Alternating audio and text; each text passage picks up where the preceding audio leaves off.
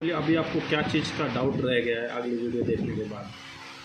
ये डाउट है कि जो मॉड्यूल में जो टर्मिनल होता है, हाँ, ओके, तो जो टर्मिनल में हम अपना कौन से मॉड्यूल का आपको टर्मिनल के बारे में पूरा जानकारी चाहिए? कंट्रोल मॉड्यूल का कंट्रोल मॉड्यूल हम आपको एआईएम के बारे में बताएंगे। कंट्रोल सारे जितने भी मॉड्यूल के बारे में अगली वीडियो में बात किए ना, वो सारा कुछ इसमें हम डिस्कस करते हैं। सबसे पहले हम बात करते हैं, चलो ले लेते हैं, सिंपल सा मॉड्यूल बना लेते हैं। मॉड्यूल का बॉक्सा एक बना लेते हैं, इसको बोल देते हैं हम FIM, जिसको हम IM अगली वीडियो में दिखाया था। IM बोलते हैं आइसोलेटर मॉडल, पर FIM फॉल्ट आइसोलेटर मॉडल। कोई भी फॉल्ट होने पे आइसोलेट कर दे। इसमें टर्मिनल होते हैं 4, T1, T2, T3, T4। Terminal 1 minus, terminal 2 plus, sorry minus plus, ये नहीं सॉरी प्लस ये ही रहेगा, माइनस इधर रहेगा क्योंकि ये ऊपर है। Okay, second 3 and 4। 3 हमेशा माइनस रहेगा, 4 हमेशा प्लस रहेगा। ये फॉल्ट आइसोलेटर मॉड्यूल है। ओके, समझ लो। इसमें यहाँ से पे जो केबल आ रहा है, पैनल से केबल समझ लो यहाँ आ रहा है, पैनल का केबल। इसको हम अपने भाषा में बोल देंगे loop out cable. Loop out cable जो पैनल से आ रहा है वो सीधा 1-2 में आएगा, 3-4 से आउट हो जाएगा। अब यहीं से हम कनेक्ट कर लेते हैं दूसरा मॉड्यूल। दूसरा मॉड्यूल बोले तो हम कनेक्ट कर देते हैं अभी कंट्रोल मॉड्यूल। जिस तरह से हम अगली वीडियो में पूरा बात किए उसी तरह से हम इसमें बना लेते हैं पूरा बेहतरीन टाइप से ड्राइंग। इसको हम मान लेते हैं control module, CM control module. उसके बाद कंट्रोल मॉड्यूल में टोटल टर्मिनल कितने होते हैं देखिए, T1, T2, टर्मिनल 1 और टर्मिनल 2, 3-4 अनयूज्ड होता है, कुछ उसमें नहीं होता, किसी में होता है तो वो यूज नहीं करने होता। पर अब टर्मिनल होता है 6, terminal 7, terminal 7, terminal 8, T9, T10, T11। अब यहाँ पे आप सिंपल आपको दिखा दो, टर्मिनल 10, 11।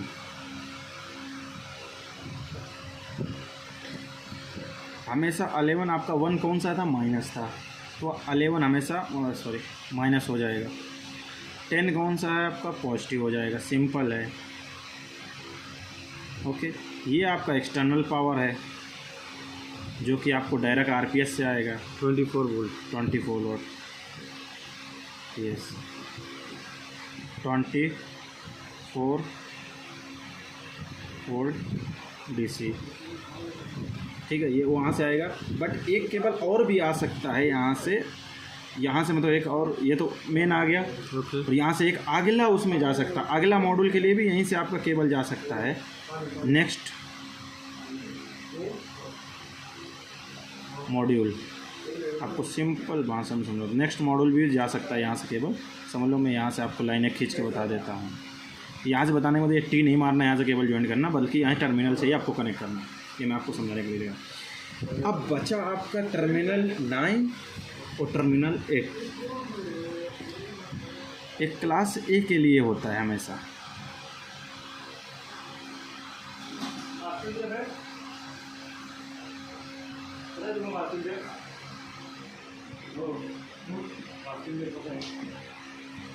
ठीक है, 6-7 आपका जाएगा आउटपुट, 6-7 आपका जाएगा आउटपुट साउंडर के लिए। कभी भी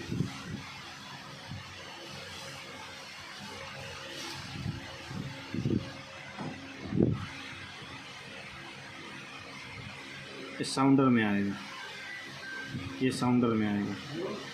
क्लास B है तो एंड ऑफ लाइन लग जाएगा, नहीं तो यहाँ से रिटर्न होके एक केबल इन दोनों में कनेक्ट हो जाएगा। 8 और इसमें यहाँ से मैं एक उठाया और यहाँ 8 में डाल दिया, समझ लो, आपको समझाने के लिए ऐसे डाल रहा। यहाँ से उठाया एक 9 में डाल दिया, प्लस माइनस ध्यान देना, ठीक है ना। ओके। ये सब ध्यान देना रहता है, प्लस माइनस ज़्यादा देना, क्योंकि डीसी करंट में प्लस माइनस बराबर नहीं रहेगा तो फिर मुश्किल है, फिर नहीं चलेगा। अब यहाँ पे ये जो तुम्हारा केबल था ये टर्मिनल 1 और 2 में आता है हमेशा। टर्मिनल 1 और 2 में आपका आता है loop, loop in loop out, loop in loop out हमेशा आता है इसमें। अब इसके बाद हम बात करते हैं नेक्स्ट मॉड्यूल की। सेकंड ब्रेक हमारा हुआ फिनिश, अब हम नया स्टार्ट करते हैं फिर से। कंट्रोल मॉड्यूल का टॉपिक लगभग फिनिश हो गया था, थोड़ा सा और इधर समझ लेते हैं। ये तो हम क्लास से समझा दिया था, अगर क्लास भी है तो एंड ऑफ लाइन हम इधर लिखाने हैं, एंड ऑफ लाइन इधर नीचे लिखना है क्लास बी। रेजिस्टेंस का मतलब वैल्यू 47, हमारा ऑन वैल्यू 47 है, हम 47 भी आपको बता रहा है किलो ओम। ओके, अब अगला मॉडल कौन सा हम लोग अभी डिस्कस करेगा। चलो अगला मॉडल के बारे में बताओ। रिले मॉड्यूल, आरएम, हाँ रिले मॉडल। चलो रिले मॉडल के बारे में देख लेते हैं, पर लेकिन मॉनिटर मॉडल पहले। रिले मॉडल तो कहीं कहीं यूज़ तो होता है, जनरली यूज होता है वो भी। मॉनिटर मॉडल हम लोग पहले डिस्कस करेंगे। मॉनिटर मॉडल में टोटल टर्मिनल कितने होते हैं, आपको कंट्रोल मॉडल हमेशा माइंड में अपने रखना है सबसे पहली बात। तो मॉनिटर मॉडल आपको बहुत ईजी से समझ आ जाएगा। अभी मैं थोड़ा इसमें उल्टा बनाएगा, इसमें थोड़ा मेरा गलती हो गया। ये टर्मिनल 1 2 मुझे यहाँ लिखना चाहिए, इसके सामने में मुश्किल नहीं, हम इधर थोड़ा उल्टा कर लेते हैं समझने के लिए, केवल मैं उल्टा कर रहा हूँ। Terminal 1 terminal 2 loop in out, वो तो लिखा हुआ है, माइनस प्लस, ये ध्यान रखना है कभी भी। सेकंड, अब इधर हम लोग लिखते हैं, इधर देखो टर्मिनल 1 और 2 3 और 4 नहीं रहेगा, अनयूज्ड है। रहेगा भी किसी किसी में तो अनयूज्ड होता है, यूज नहीं करते हम लोग।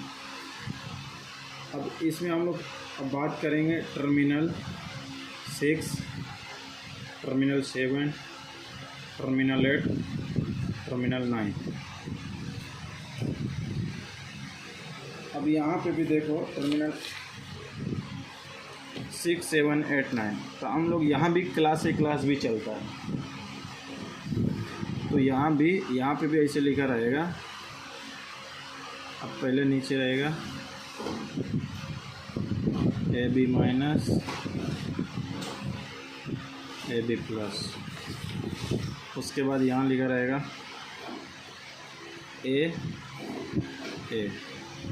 A माइनस A प्लस, ऐसे लिखा रहेगा। यानी अगर बिल फर्ज आप यहाँ से आपको कोई भी इंटरफेस करना है तो आपको 6 7 से ही लेना पड़ेगा। कोई भी पैनल आप इंटरफेस करते हैं 6 7। और सेकंड बात जो कि अगली वीडियो में हम लोग डिस्कस नहीं किया है, जो कि ये है end of line. End of line यहाँ कभी नहीं लगाना। एंड ऑफ लाइन यूज होता है केबल मॉनिटरिंग के लिए, जहाँ पे इस मॉड्यूल का केबल खलास होगा, जिस भी टर्मिनल में कनेक्ट होगा उस टर्मिनल में एंड ऑफ लाइन हमें कनेक्ट करना होगा, ठीक है। एंड ऑफ लाइन डिपेंडिंग अब कितने किलो ओम का इसमें रेजिस्टेंस लगेगा। हम लोग का 47, तो 47 ही बात करेंगे। किसी में 10 किलो, किसी में 6 किलो ओम लगता है कहीं कहीं, तो वो आपको वहीं पर समझना पड़ेगा। लेकिन अब इसमें हम क्या, यहाँ से हम लोग कोई पैनल इंटरफेस कर दिए, या हम लोग अगला या इंटरफेस ही हो गया,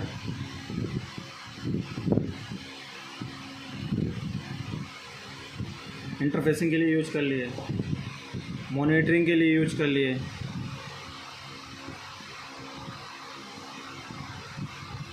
मॉनिटरिंग के लिए हम लोग यूज़ कर सकते हैं इसको, कोई भी चीज़ मॉनिटर करने के लिए, जैसे कोई पैनल हो गया। उसके बाद अब इसको हम और यूज कर सकते हैं, जैसा कि हमारा जोन कंट्रोल वाल ZCV, फ्लो स्विच,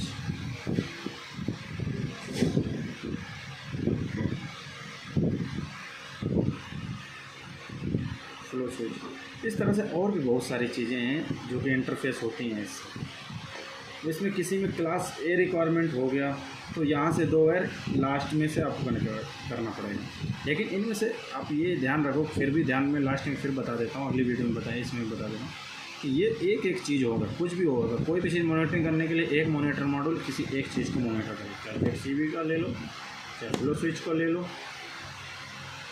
ठीक है, चाहे इंटरफेसिंग ले लो। तो इंटरफेसिंग होता है जैसे पैनल, तो पैनल में क्या इंटरफेस करना है आपको, ट्रबल लेना, अलार्म लेना है, कॉमन अलार्म लेना है, इस तरह से और भी बहुत सारी चीज़ें हैं जो कि आपको इन्फॉर्मेशन लेना रहता है, क्योंकि आपका सेंट्रल पैनल है, सेंट्रल सिस्टम है, तो इस तरह से हमको लेके जाना पड़ेगा। अब हम बात करते हैं अगले मॉड्यूल आरएम मॉड्यूल ऐसा मॉड्यूल है जो कि एक स्विचिंग का काम करता है, समझ लो एक बटन का काम करता है। ये केबल इन आउट यहाँ से आप देख सकते हैं।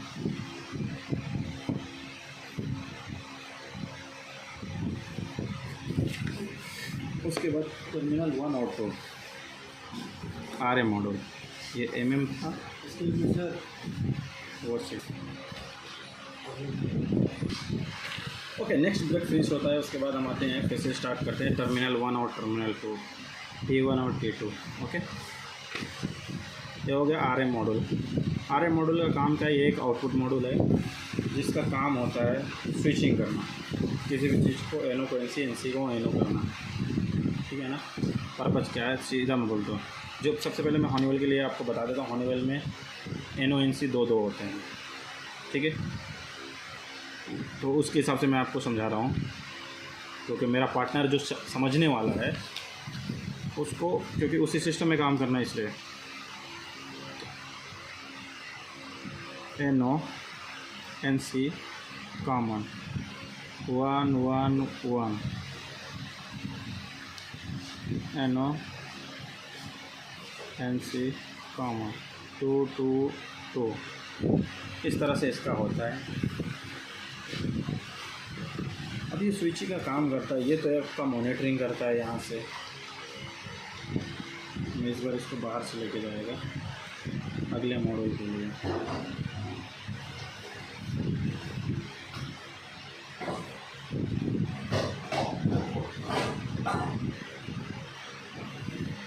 ठीक है, माइनस प्लस, ये नेक्स्ट डिवाइस के लिए गया है, मॉडल के लिए गया, समझ लो। अब इसमें आरएम के बारे में थोड़ा बात कर लेते हैं। आरएम के एनओएनसी ये स्विचिंग के काम आता है, ये स्विचिंग करता है, स्विचिंग करता है, बस इसका इतना ही काम है, स्विचिंग आउटपुट करता है, स्विचिंग, इसको आउटपुट मॉडल में कह सकते हैं। फायर आने पे जितने भी एनओ के कॉन्टेक्ट है ये एनसी हो जाते हैं, और एनसी के जितने भी कॉन्टेक्ट एनओ हो जाते हैं। अब डिपेंड करता है आप यहाँ से एनओ से क्या लिए हैं या एनसी से क्या लिए हैं। अब यहाँ से 2 वायर चलेंगे, मैं एक टर्मिनल को आपको समझाएगा, दूसरा टर्मिनल को आपको खुद से समझना है। अब आपने जैसे कॉमन और एनसी लिया, कॉमन और एनसी किस में कनेक्ट होगा, एसी। एसी के लिए एनसी ज़्यादातर यूज होता है, क्योंकि एसी का पावर यहाँ से ये लोग अपना रिले से यहाँ से घुमा के एनसी लेके आते हैं। जब भी इमरजेंसी सिचुएशन होएगी, एसी का पावर यहाँ से घूम के आया होता है। जब भी इमरजेंसी सिचुएशन होगी तो इससे का पावर कट जाएगा। ये एनो का जो एनसी कॉन्टेक्ट है ये एनो हो जाएगा, तो यहाँ से पावर भी से ब्रेक हो जाएगा। पावर जैसे ब्रेक होगा तो एसी ऑटोमेटिक ऑफ हो जाएगा। एसी जब ऑफ होगा तो जो एसी का इन और आउट गया हुआ है रूम के अंदर, किस लिए गया है, कूलिंग हवा देने के लिए। इन आउट इसमें भी रहता है, इन आउट अंदर रूम में गया है, तो रूम के अंदर इमरजेंसी सिचुएशन हुआ, ये रूम के अंदर इमरजेंसी हुआ तो यहाँ पे फायर हुआ, बिल्कुल एसी ऑफ होना चाहिए। एसी ऑफ हो गया, बस एसी ऑफ हुआ। अब इसी तरह अब एनो कॉन्टेक्ट कहाँ यूज करते हैं, ये भी है ना, एनो कॉन्टेक्ट कहाँ यूज करते हैं, एनसी कॉन्टेक्ट कहाँ यूज करते हैं। एसी के लिए तो एनसी यूज कर दिए, एनो हम लोग स्लाइडिंग डोर में यूज किया। एनो कॉन्टेक्ट हम लोग अभी यहाँ पे स्लाइडिंग डोर में एनो कॉन्टेक्ट यूज किया, इसका एनो हम लोग ले लेता है 2 का कॉमन एनो। स्लाइडिंग डोर में एक एनो कॉन्टेक्ट दिया, NO 2 4 स्लाइडिंग डोर।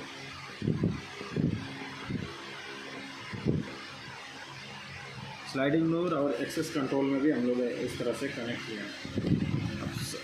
ये स्लाइडिंग डोर क्या होता है, जब इमरजेंसी सिचुएशन होना चाहिए तो ऑटोमेटिक ऑन हो जाना चाहिए। अब स्लाइडिंग डोर का जो प्रोग्राम है वो वैसा हुआ है कि अगर NC कांटेक्ट होगा तो वो ऑन रहेगा, NO कांटेक्ट होगा तो वो ऑटोमेटिक वर्क करेगा, नॉर्मली वर्क करेगा जैसे उसको वर्क करने सेंसर के थ्रू। पर जैसे NC हो जाएगा तो सेंसर सब फेल हो जाएंगे और वो ऑटोमेटिक ऑन रह जाएगा। तो इसीलिए इसको NO दिया गया है। तो NO में इसको दे के हम लोग एक्सेस कंट्रोल का भी यहाँ से एक स्विच दिया हुआ है, कार्ड पंचिंग मशीन का। कार्ड पंचिंग मशीन का एक्सेस कंट्रोल से यहाँ से हम लोग एक एक ऐड किया हुआ है उसका भी। अब कार्ड पंचिंग मशीन को जब हम लोग कार्ड पंच करते हैं, कार्ड पंच हम लोग जैसे करते हैं तो यहाँ पे जैसे ब्रेक ग्लास टाइप में एक मॉड्यूल होता है, वो मतलब NC कर देता है कॉन्टेक्ट को यहाँ से, तो ये यहाँ से ब्रेक कर देता है, NC कर देता है। और जब यहाँ से ये NC कर देता है, जैसे ये क्लोज़ किया तो यहाँ भी NC हो जाता है, तो ये स्लाइडिंग डोर एक्सेस कंट्रोल से ओपन हो जाता है। सिंपल फंडा है। इस तरह से इधर हम लोग मेन गेट का काम किया है। तो समझ आया ये। अब मैं डायरेक्ट अगर किसी को ये चीज़ दिखा दूँ तो उसको समझ नहीं आएगी कि क्या है कैसा है, जल्दी समझ नहीं आएगा।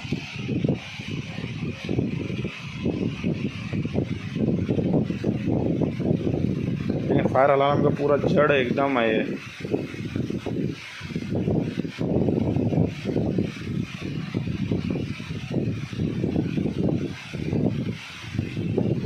जो भी डिस्कशन हुआ सारा इसी टॉपिक पे, अगली वीडियो पूरा इस टॉपिक पे थी, फिर उसका अगला ये मॉड्यूल इस टॉपिक पे था, तो नेक्स्ट इस टॉपिक पे पूरा कंप्लीट कर लिया हम लोग।